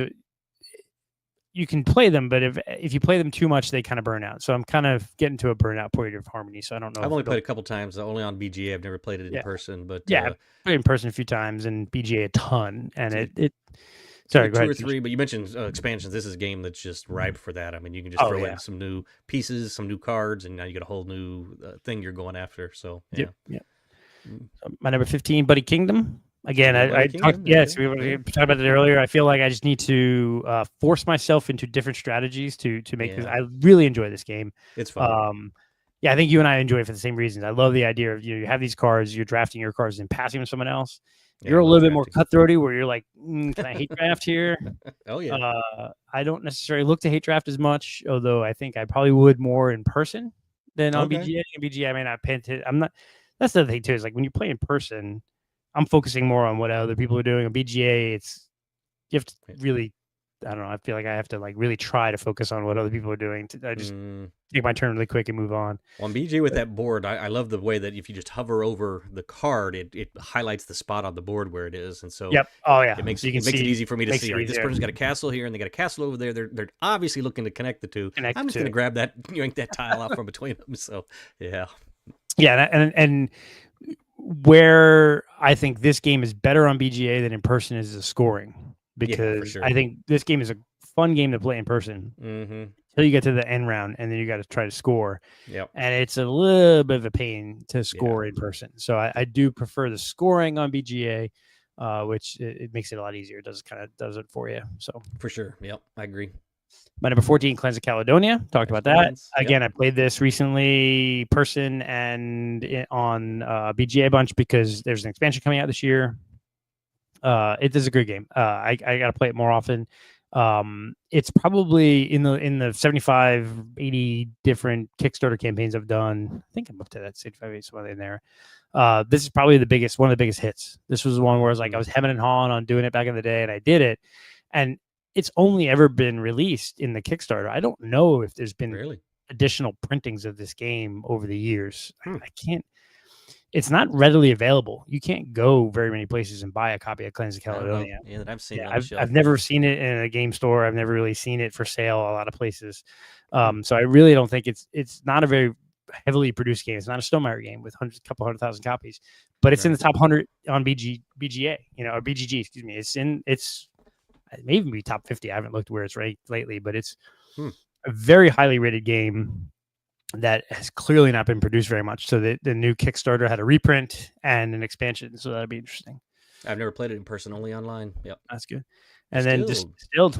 I like Distilled, man. I mean, I like my whiskey, so this is a fun game. The theme really hits it for you, yeah. The theme hits it for me. It's perfect. The theme hits. I get where some people have issues with it, and I do too. It's a little.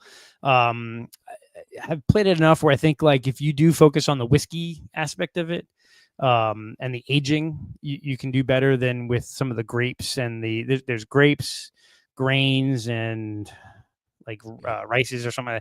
The different fruits and vegetables, whatever you use to make your distilling. I think if you go the grain route, you can generally score pretty good if you get those. Get something in a barrel real quick in the first turn or two, and then age the whole game. You can score a ton of points at the end.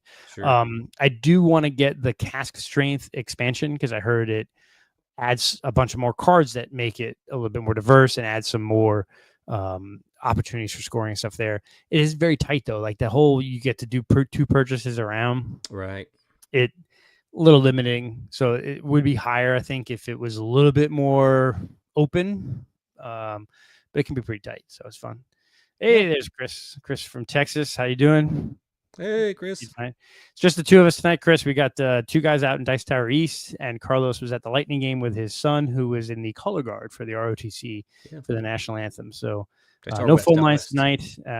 We've done some recent purchases, some recent games played. I'm gonna do my top 20 list. We did news, and then maybe we'll do a little BGA game or something like that. So, all right, let's get this going here. Keep going. My number 12, Planet Unknown. I love this game. I really like it. I love the polyomino. I like the turning of the Lazy Susan. Lazy Susan. Yeah, it's kind of good. The tracks. I mean, you like this game, Rob, because it's got tracks, right? It's okay. Okay, you're not a fan. Oh, Yeah, okay. I played it. This another one I played at Dice Tower East right after it came out. They had done the hot games, and I sat down and played it. I was ready to be blown away. Maybe it was high expectations, and then I played it, and I was like, oh, okay. Well, yeah, it's tracks, and you're just kind of doing things and moving along, and I don't know the polyomino. I think some of the variants though, like when you play different, you can play different types of tracks and different ways of moving them adds to it. That makes it more fun. I played I think twice with some of the other sides of the boards or whatever, and that definitely adds to it for me. Yeah, and this is one I've enjoyed playing it. Played a few times. A friend of mine owns a copy, so I played his. I've played a bunch on BGA. I wouldn't buy it. So it's like it's a try in the buy, try, deny thing for us, but because it's pricey, right? And I don't know, like it doesn't really. I enjoy playing it, and I will play it on BGA. I will play other people's copies, but I don't know if I need to own it. But it's fun. So my number 11, the Stouffer Dynasty. That's the one I talked about. It's an older game. Let me pull up when it was from. On BGA there, but yeah. Yeah, I never even seen this one out in the wild yet. No, it's one now that I'm hoping that it's so it's a 2014 game, so it's 10 or 11 years old now. So it's a fun one. I'm gonna stop sharing my screen here and share the actual game itself. I think you would like this game, Rob, because it's a good one. I'm gonna be looking for it if it's on the Dice Tower East virtual flea market, but you've got you've got these workers, and in the central board here, there's two lines of workers. There's workers that are going to go out into the fiefdoms and areas of the dynasty. It's basically the Germanic Empire, and the order in which the meeples are there is how you place them out, and then when they come back, they come kind of in reverse order. So like it's like first in, first out type thing, or last in, first out. And then the other order is you can either send guys to get resources or send guys to like go to these various like fiefs or whatever fiefs. And so as you control Milano or the various things, you can score victory points based on that. So it's worker placement. It's kind of like when you place a guy in a spot, you get this little chit that has like a special power that you can use. I'm not doing a very good job explaining the game, but it's a fun game. I had never heard of it either. I totally missed it. It was I think it was it was a Z-Man game, so not really in print right now. Yeah, but it was fun. I really enjoyed my play of it, to the point where I'm hoping that I see one at the virtual flea market at Dice Tower. I'll definitely pick it up if I can find one. You can get copies. There are some copies for sale online for $30-$40, so you can always get a copy of it. But it was fun. Good worker placement, Euro-ish type game, kind of that old school, ugly white guy on a box that you guys always make fun of me for. One I'd probably like then. Yeah, I think you would enjoy it. I think it's a good game. So the Stouffer Dynasty. My number 10, Captain Flip. We've enjoyed some Captain Flip in this group lately. Played it a bunch in the last couple of months. Carlos went and bought a copy, so it's available. I enjoy it, and it's one that it's like I need to buy this one because I think my family. I have here. We have a big collection. I've got 500 something games. It's like, well, I already have 200 games I could play with my family, but I could really play my family would like this one. Should I buy it? This new one. Yeah. Or I can play the other 200 games I currently own, but I think my family would enjoy Captain Flip. And I think it's fun. Yeah. And I think it's the kind of game he could teach his friends how to play. Like he's got there's 10 kids in my neighborhood that are all the same age and they run around like crazy kids. and he's taught them a couple of games, and I think this is yeah. one that he can easily teach them. So Captain Flip number 10. Sure. Yeah. My number 9, Flip 7. It's up there. Yeah. It would be higher if it like again. I think unfortunately our lists eventually tend towards the heavier, the midweight, the heavier games because that's the gamers that we are. So yeah.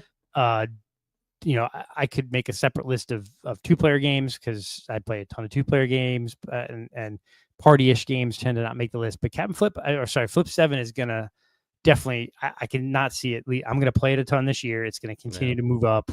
I think it will end up in my top 10, even though it's a lighter game, just because it's just so enjoyable. It's tough for me. Yeah, it's tough for me to put a game like that. I mean, I really enjoy it. It's a really great filler. It's just a deck of cards. You can take it anywhere. But gosh, it's hard. It's hard to stay up there with the games we play. I know. So I'm trying to be more of like, again, going back to the enjoyment of the game. Mm-hmm. And I've never played a game of Flip 7 where it wasn't fun. So. Yeah. I can see it staying up Except there. for on BGA. Don't play it async on BGA. That's not async on BGA could be a little slow. Yeah, took forever. My number 8, Stone Age, classic. There's a good one. Worker placement Euro. I love it. It's I don't know if I like the base game. I've played the expansions a bunch. I kind of just like the base game. I don't need all the frills of the expansions, although some of them are fun. But again, it's just adding more complexity. I just like the simplicity. You have these spots, they're available. Do you do the buildings? Do you do the cards? Set collection, how do you balance set collection? Those kind of things. So I enjoy Stone Age and my smelly dice cup or whatever it is. That's those horrible smelling leather cups, whatever they were. Which is hilarious because I bought a newer I never had a copy this. A friend of mine did, so we always played his old copy, and then I bought a newer copy in the last year or two of Stone Age. Yeah, and the cup still smelled like Same crap. They never fixed it. I never fixed. How do you not fix that? It's been funny. 15 years. Yeah. My number 7. Let's Go to Japan. You love that game, yep. I do enjoy it. It's getting a little samey. It's getting a little repetitive. So I'm purposely not playing it as frequently because I think, again, it's starting to get to the point where I'm doing the same strategy over and over again, and it's like. I really enjoy it. I think and I hope that this turns into a series. Let's go to Japan. Let's go to Germany. Let's go to England. Let's go to wherever. That would be cool. So I really enjoy the game. My recent trend of how I try to do it is I try to not travel at all. I tried to do all 7 days in one city. So in this game, you're planning out your 7-day trip to Japan, and you're planning 3 activities per day, and you're balancing between going to Kyoto or Tokyo. But every time you change between the two, you have to take a train. And so you can take a generic train, which costs you 2 victory points, or you can take a luxury train, which gets you 2 victory points, and you start with one that's just a generic train or a regular train that doesn't do anything. And so I've tried to I'm just going to go all Kyoto and just all 7 days in Kyoto. Because if you get in each of the days, you're trying to highlight certain things. So day 1 might be food, right? So I want to have the best food experiences. Day 2 might be like sights or experiences, whatever. And so if you match the symbols to 1, 2, or 3 symbols to the day, you get a special bonus. So if you match all 3 symbols of the day, that's when you can go get a luxury train, or you can take an additional walk. Or various things. So I try to not travel so that I can use those bonuses to do those other things, by the additional bumps on the track, or like an additional free walk somewhere, things like that. But it's hard. Yeah, it's hard to not travel at all, but it's challenging. Yeah, but I really enjoy the game. It's great. It's a broken record. Apologies for those that listen to the show every week, but recently went to Japan with the family, did a couple of weeks there. And so we love it because as we're playing, we're like, oh, I went here and I went here. And I think my wife once tried to do an itinerary that she tried to recreate like a couple of the days of our actual trip, picking cars that she knew that it was just fun. That's cool. Yeah, it's a fun game. Yeah. Not super complex, can get a little samey, but it's a fun game. So my number 6, Viticulture. You go. It's classic. Yeah, love this game.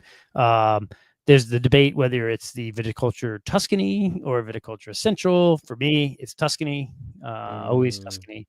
I enjoy Viticulture Tuscany, so that's always up there for that. My number 5, here's the cheat.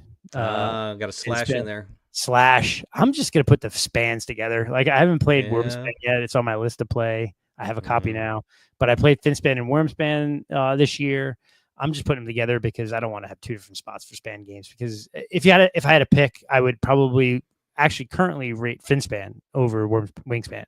Oh, And I love Wingspan. I'm a big yeah. fan of it, but Finspan is just it's just so much easier to set up and play. And I Yeah. think you don't have to worry about the bird feeder. So if you push me to say you can't do the slash, you can only pick one. It's Finspan. It's number Okay. 5 right now. I got to get it played. Yeah. Yeah, but I don't want to have to rank Wingspan also in here and knock off another game. So I'm just putting those together. So and I actually have another one of those too coming up. So sorry. Uh-oh. That one sounds fair to me, but we'll see on the next one. So yeah. Fromage. Oh, fromage. I'm surprised it's that far up there, but it's It good. is. I think the first time I played it, I didn't quite get it. And now I've played it a bunch more, and now I'm getting it. So I played it physically in person a few times. Now I played it on BGA a ton. I'm getting it now, and I'm like, oh, okay, I like it. And I've started playing some of the expansions or some of the variants where you can draft the structures. Oh, okay. And I'm in a game of it now on BGA where I drafted structures, and 2 of my structures, 3 of the structures are really gonna be. So I got the structure that gets you the more of the green cards, the little contracts that you can complete. And then I had one of the other structures, which will allow me to like double the victory points from the structures that I complete. And for the green cards you complete? The green cards, yeah. Green cards, okay. Yeah, and then another one that gives me double on something else. So it's like, I think if it works out well, that's going to synergize to like some serious scoring, huge scores in the game. Wow. If it works out well, because I've already got like three completed. I guess those are contracts. I forget what they call it, but and I've already completed 3 or 4 of them in the first 2 rounds, 2 or 3 rounds, and I've got like 3 or 4 more ready to go. So it's like every round I'm going to be completing one of those. So I like it. It's this rondelle-ish game. Not rondelle. Yeah, it's is it rondelle? Not really a rondelle. Not really rondelle. It's rotating board. Rotating board where you're taking actions on a mini board. So there's 4 mini games where you're making cheese, and how you can either do a really expensive fancy cheese that may make that piece unavailable for 3 turns or 2 turns or 1 turn. Then there's the fruit versus jam, where if you add fruit or jam to the cheese, it makes it more valuable, and then those multiply. So it's just an interesting little puzzle. Mm-hmm. And I'm enjoying that. Of the 4 wedges, of the 4 mini games, the only one I don't like is the map one. I was just saying, you think one of them's broken, so yeah, that's the map one. I think. I don't think it's broken. I just don't think it's just. I don't. Yeah. Yeah. It's tough. Area control. Area control. It's got it's a little. That's about the only one I'm not sold on. I like the other 3 more, so I generally ignore that one. Probably to my or not ignore, but I might throw 1 or 2 guys out there, obviously. But the great thing is, I mentioned it before, but they're coming out with a standalone expansion, so you'll be able to play it by itself. But it's going to be another rotating board with 4 new mini games in it, and then that board will come apart, and you can use it with the 4 boards from the original. So like mix and match. So all 8 of them will be interchangeable, so you can decide which ones you want to play with. Yep. Nice. This is one that initially when I played it, I think I had it rated a little lower. I was like, I'm not so sure on it, right? And then as I've played it more and more, and I've really started to like it, I'm liking it. I'm liking it a lot. I don't know. I like it a lot. I don't know. It'll probably stick up there in my top games for the year. But yeah, it's definitely good. I need to play it in person, especially so I can get it ranked and get it up there. But Andrew F's evening Wayne can't stay long, but I want to say hi. Hey Andrew, how you doing? Thanks for coming by. Appreciate you guys. We haven't said it yet, but if you're still watching, please give us a thumbs up, give us a like. We appreciate that. Spread the word. It's a little bit of a different show tonight. No calls, so we're filling time, but we're already at an hour and a half, by the way. So I was saying it's going by fast. So it always does. So here's my other slash. Okay. Well, I can agree with this one too, I guess. So Pirates Maracaibo. I played both. I played both physically and both on BGA, and I like them both. Do you? Yeah. I do. If I had to pick, I would probably put Maracaibo over Pirates of Maracaibo. Me too. Pirates of Maracaibo is fun, but it suffers, I think, almost the White Castle thing. It's too quick. Yeah. It goes very quick. You're flying through the game. And you could, like, I think the first time I played it physically, we were moving very quickly through the board. Pirates of Maracaibo is you are on one end of the board and you set up a kind of modular board with cards, and you can move between 1 and 3 spaces each turn. And I think it's maybe 12 to 15 to get to the end of the round. Something like And that. Yeah. so if you go 3 every time, you're only going to get like 4 spots, and then it's the end of the round. And you do that 3 times, and the game's over. I think it's 3 or 4.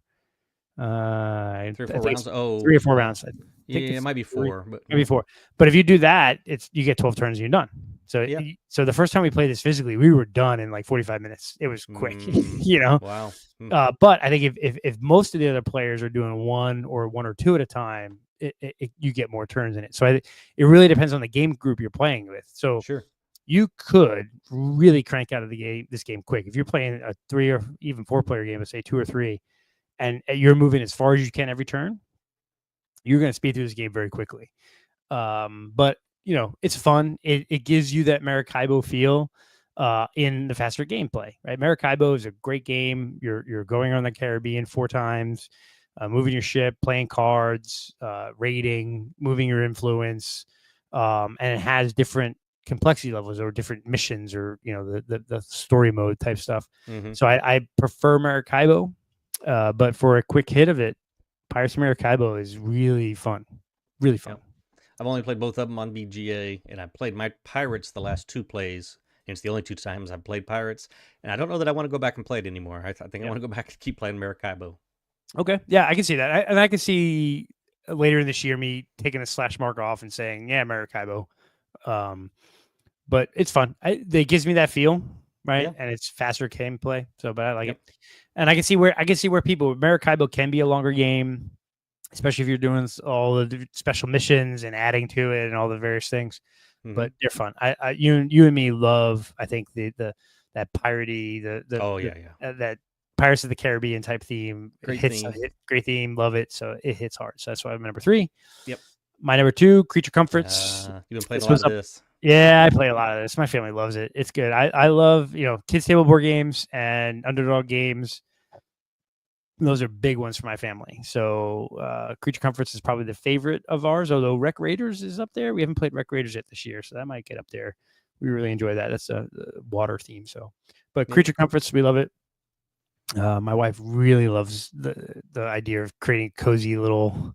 She's a video game player. She sits on her couch with a blanket and fireplace going and enjoys her. So she loves the idea of making this little comforty hovel. And my kid is really good at this game for a 10-year-old. Really? Oh God, he it's I love it when you see like in your kid that little hamster wheel rolling and they figure out this little combo and Thinking it through. Several times we played this game where it's like, I think I'm going to win. And then at the end of the game, he's like, oh, I got this and this and this and this. And, oh, look at me. I won. Really? Okay. Yeah, he's good at it. He's good. He can get it. Good. I like it. Fun little worker placement. It is. Yeah. It's very light, or not light, but I think it's probably too light for like your list, where it wouldn't at your list. But I think if you have older kids now, so if you had younger kids my age and you were playing this more frequently, it might hit your list. Sure. Yeah, for sure. And then my number 1 game of the year so far is Obsession. Well, that's a good number 1. I like that. Yeah, that's my number 1. That's up there. It'll be tough to beat that one this year. I'm gonna be honest, because I love it. I just got all the new expansion. We played it. Taught a bunch of my friends the game, and they were like, "Oh, this is good." I played a bunch on BGA, obviously, but in person, loving it. Loving the game. Again, theme, loves the theme. It goes. I like Rococo. I love that. I love that. I watch upstairs, downstairs, watch Downton Abbey. I like that kind of stuff. So it's enjoyable. Yeah, I like that time period. It's good. Obsession is a good game. I love the company, Kenyatta Games, and Dan Halligan, the owner. He has run amazing Kickstarters. He has a loyal fan base. He's super focused on customer service and following up with people. I remember when I finally purchased directly from him Obsession, the game, and a bunch of the expansions. Like the next day, I got an email from him. So his not personally, but his company email address is Dan Halligan at Kenyatta Games, whatever. And he's like, "Hey, thank you for purchasing all these games.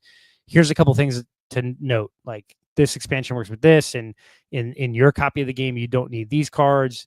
It had this whole detailed out of you've purchased these games. Here's how you store it, or here's how you get it together, and if you have problems with your game or if there's not something missing or something not printed right, you respond to this, I'll take care of it.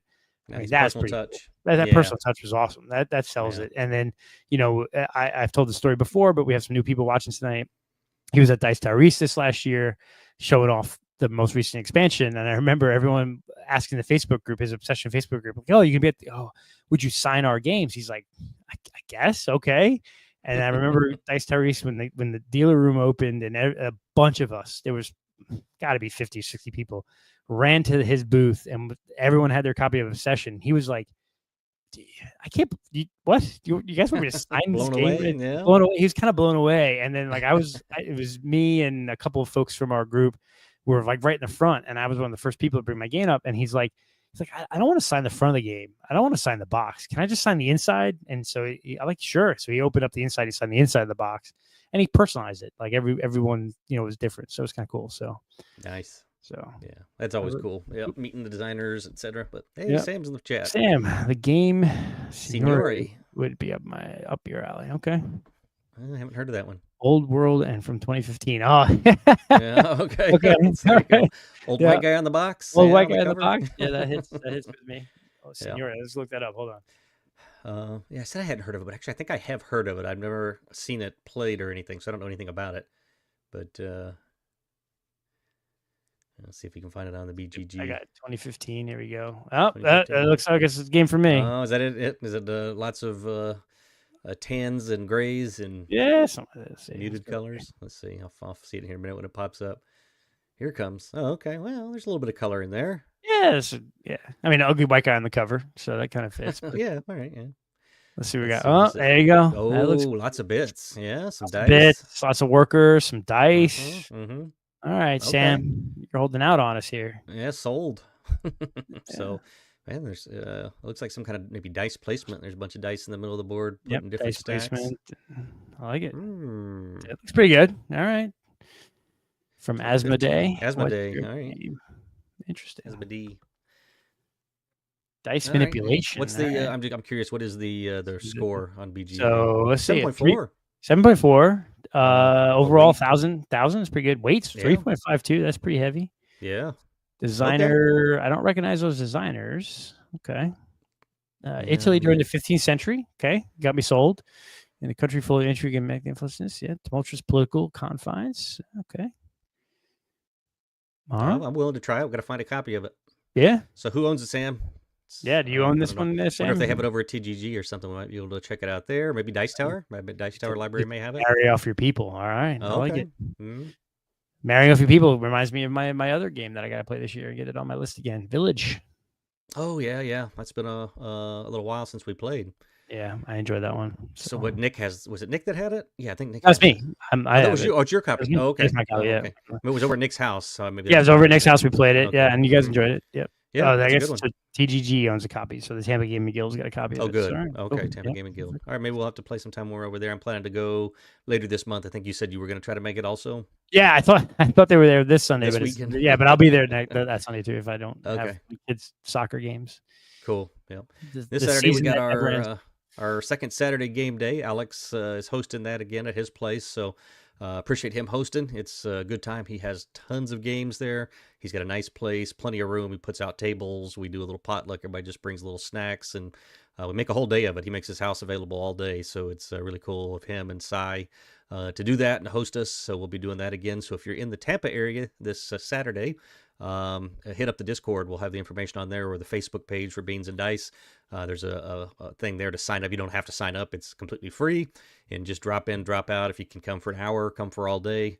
But it's a good time. We just hang out, play games. We've had 25 people there, and again, Alex has a collection of, I forget how many games he said. He's got a couple thousand, I think, right? Yeah, close to, with expansions. I think he said 1,800 with expansions. Okay. Without expansions, it's about 1,000. So, but still, I mean, it's a lot of games. A lot of games. A lot of the newest hotness. He's a big Kickstarter guy, so he has tons of stuff that comes in, just rolling in from Kickstarter constantly. So every time I go over there, he's got a shelf off to the side of games he hasn't organized yet.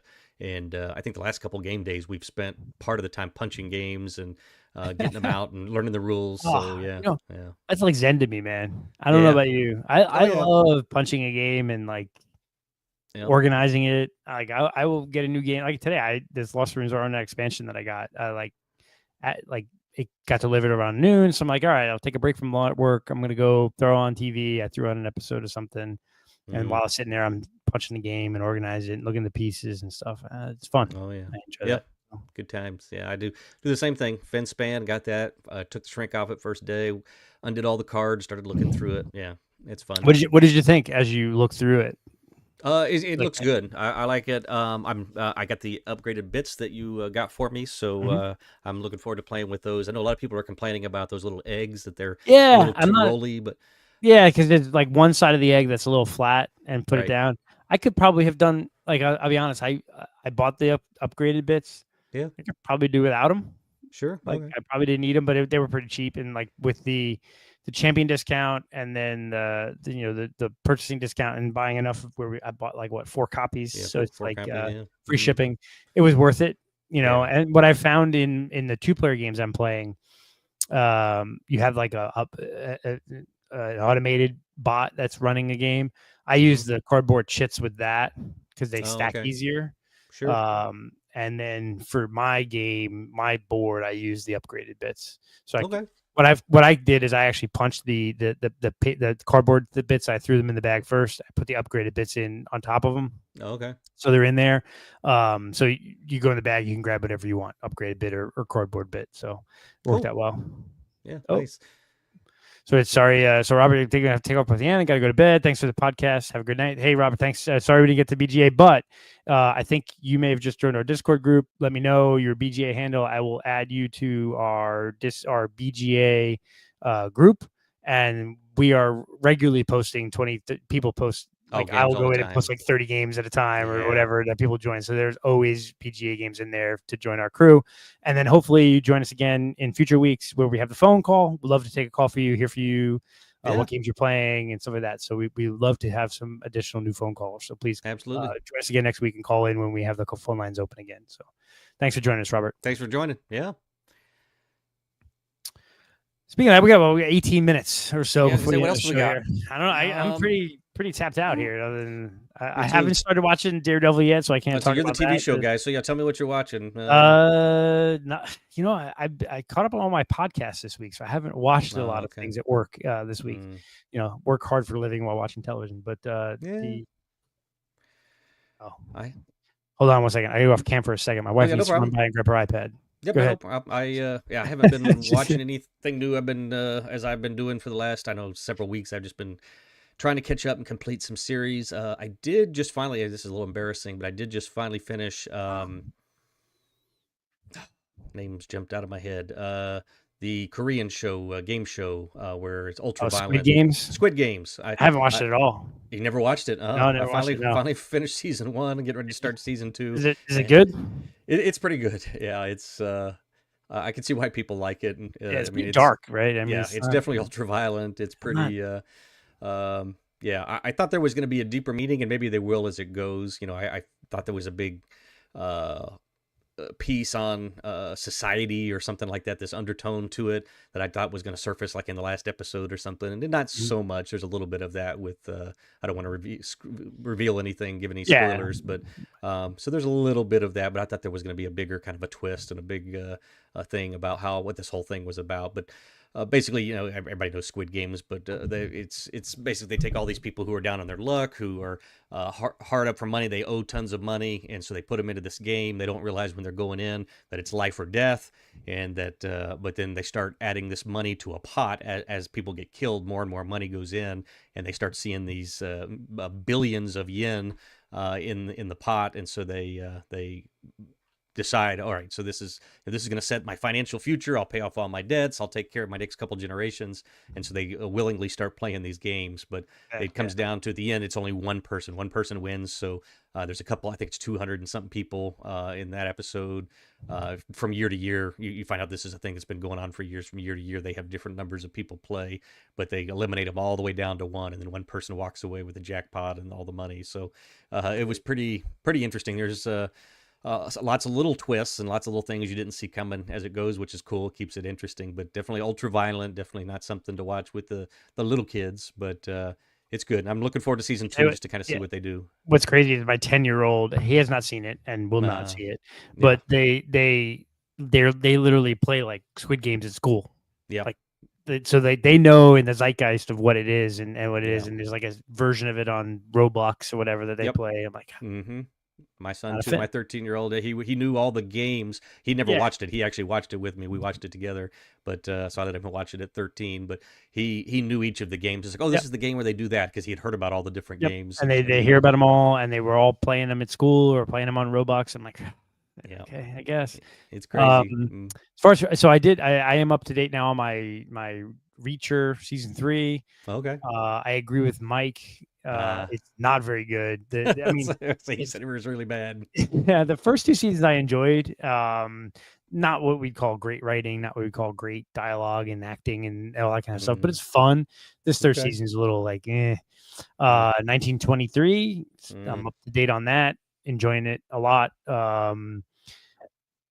Don't know where Carlos came up with the idea that he was so lost that he had like he had to go watch a recap, because they literally at the beginning of the show have Recap like at the beginning. Recap. So, he wasn't paying attention. His VidAngel cut that out or something. Through the, cut through I haven't started 1923. I've got a couple episodes of 38. Whatever, 1860 something maybe. Or yeah, whichever one it is, the 1800s one, and we've got it. That one is so good. Oh my god, 2 or 3 episodes of that left, so we got to finish that, and then I'm going to jump over to the 1923. So that one is phenomenal. The 1923 is okay. It's it's slower.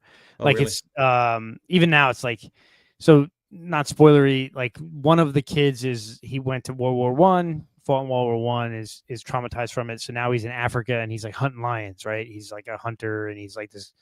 And like during season 1, they're having problems at the ranch. They're having the villain is, so they send away for him. Like, hey, you need to come home because your family needs you. And it's like, dude, it's taking him like around the world in 80 days, but it's really more like 15. Yeah, it's dragging. It's like, just get him back to the ranch so that we can move this along. It's very slow. It's like dragged out. So it's okay. I'm liking it, but it's not like is 1863 or 1883 or whatever it is. That one's phenomenal. That is it's been pretty good. I love the fact that one is Tim McGraw and Faith Hill, who are not actors, and they're phenomenal in that show. Yeah. The only thing I'm not loving about it is the narration. For whatever reason, I don't like the just girl. hearing her talk. Yeah, the girl narrating. It's funny. You hear her narrate in the other one too. In 1923, she's a narrator as well. Really? Yeah, because she's like the not matriarch, but connects everything type thing. Yeah. Sort of connects everything, but yeah. Okay. Very cool. Yeah, it's fun. And then I have not watched it yet, but I am hearing fantastic things about the new Daredevil. So, yes, yeah. I don't know. I know Ron, a caller to the show from Atlanta. Ron Fraser said that he watched, I think, the first 18 minutes. He only had a little bit of time, so he started it, and he said that was the worst decision he made because he wanted to see the whole thing, to get back and see the rest of it. So it must have been good. Yeah, if it wasn't for the show tonight, my wife and I would have probably binged the several episodes. But tomorrow night will be the night we will watch Daredevil. So yeah, big fan of that. So cool. Yeah, that's all I got. Yeah. I don't think I've got anything else. Any other geeky goodness? Spring break's coming up here. Like I say, I keep hitting the Escape Winter. I'm looking forward to that. It'll be the Converse convention of the year. So really looking forward to I'll be there Saturday, Sunday. William's going to be there Saturday, Sunday. Actually, William said he's going Friday morning. I forgot. He's just told me today he took off Friday, so he's going to go Friday, Saturday, Sunday. Nice. Jim's going to be there, I think, all week. I think he's leaving actually on Tuesday. Yeah. Yep. And he'll be here Wednesday through. So I'm looking forward to that. I'll be in California. Visiting, be going to LA for that time period. So nice. So yeah, cool. We're looking forward to it. Yep. We only got technically 10 minutes, so I don't know if we need to get into BGA tonight. We end up not playing BGA, but unless you want to real quick. But I know I put that out there on the Discord, so I apologize for anybody who was watching, hoping to hop into a game. But we can always get games going on the side. So if something you want to play, start something async and send out the invite on our Discord. We can always jump in. So. We'll do some more live plays in the future. We've talked about that, and so I know when normally we have 4 or 5 of us. It would be fun though. Nick Oben had mentioned to me the other night while we were playing Frosthaven. He's like, "Hey, how about you open it up and do something like Welcome To or something where maybe 10 of us could jump on and people could play remote." And I was like, "Yeah, that's a good idea. We'll do that." And we could do that on a non-Thursday night too. If people are interested, we could do a Tuesday night too and live broadcast. Live broadcast it and just do like, "Hey, we're gonna play just one." How many people want? We're gonna play just one and cartographers. So jump in and let's play type thing. Yeah. So very cool. Cool. Well, this was All right. fun.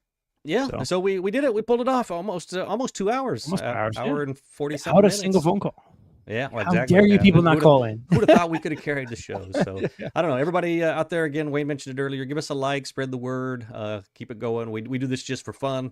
Obviously, we're not making any money. We don't have a huge fan base yet. We've been doing this for, gosh, I don't know, 5-6 years. Yeah. So it's been a little while. So we've done a lot of episodes, but we do it just because we enjoy it. We like just talking about stuff and whatever. Some shows are more entertaining than others. We didn't have the Comic Factory here tonight with Carlos and Dan with their styles of humor, but I think Wayne and I did all right. Yeah, not too bad, not too bad. And we appreciate the mainstays. I saw Sam posting in there, and Andrew and Chris and Jodak. So James, appreciate you guys always showing up, and some new folks this time. We had Robert new to the chat. I think Jeff C new to the chat. So hopefully you guys enjoyed the show tonight. This is not the normal show, or it could be the normal show. I mean, if you liked us better than everyone else, we'll give everybody else. We'll just action them. We'll do our own thing. Yeah. but no, hopefully any new people that watch tonight or listen to this as a podcast and or the regulars, please feel free to call in next week. Tell us how we did, or talk about what you've been gaming and ask us questions. So we appreciate it. Absolutely. So, all right. Appreciate it, everybody. This is Beans and Dice Podcast, a podcast about how we game. Good night, everybody. Thanks for watching. Thanks, everybody.